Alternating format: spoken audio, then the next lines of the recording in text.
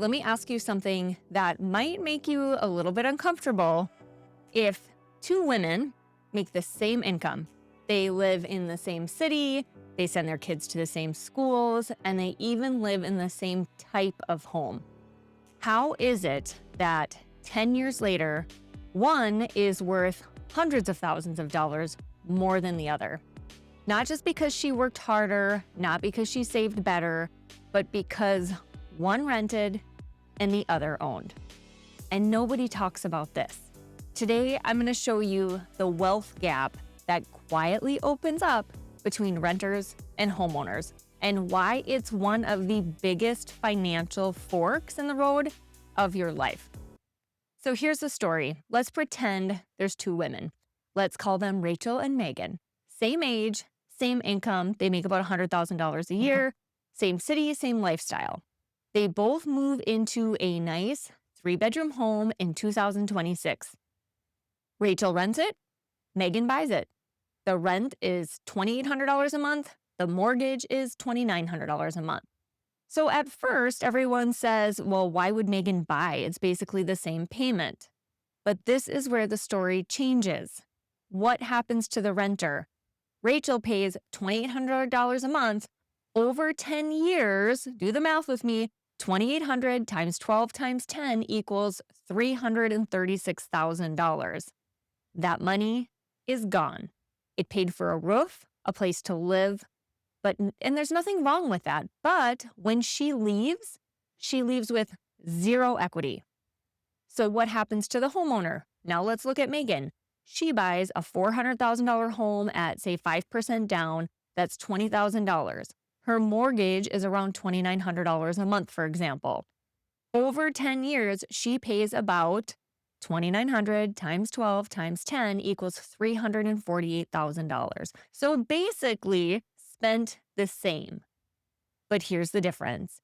About $85,000 of Megan's payments went to principal, meaning she paid down her own loan. And let's say the home appreciated at just 4% per year, which really is pretty conservative historically. That $400,000 home becomes about $592,000 in 10 years. So what does Megan have? Her home value is $592,000. Her loan balance left is about $295,000. That means Megan now has $297,000 in equity. Rachel has a rental renewal notice. So the real wealth gap, you guys, let's look at this. Rachel and Megan, they earned the same, they spent about the same, they lived in the similar homes, but after 10 years, Megan is almost $300,000 wealthier. That's not because Megan was smarter, it's because she owned an asset. And that's the gap nobody tells you about. Nobody really does the math on it. So why renters fall behind even when they save? Here's what people always say. Oh, I'll just invest the difference.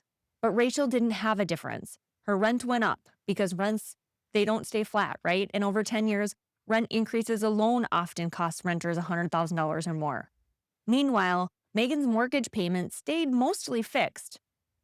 And Megan could tap into her equity, buy a rental, renovate, refinance, invest. Rachel can't leverage rent. This is why real estate builds wealth. Real estate gives you appreciation, forced savings, tax advantages, leverage, stability, and most importantly, it turns housing, your biggest expense, into a wealth-building machine. So if you've been feeling behind, if it's not because you're bad with money, it's because often renting just keeps you on a treadmill. Owning lets you climb. So if this episode made you think, gosh, I need to know what owning would look like for me, that's exactly why I offer something called a home price options report. It shows you what you could buy, what the payment would be, how much wealth you could build, and how to do it safely and comfortably. No pressure, just clarity. So you can contact me, grab the link in the show notes, and if this episode helped you see money a little bit differently, be sure to follow She Talks Money and share this with a friend who's still renting and wondering why they can't get ahead. This is how we change the story.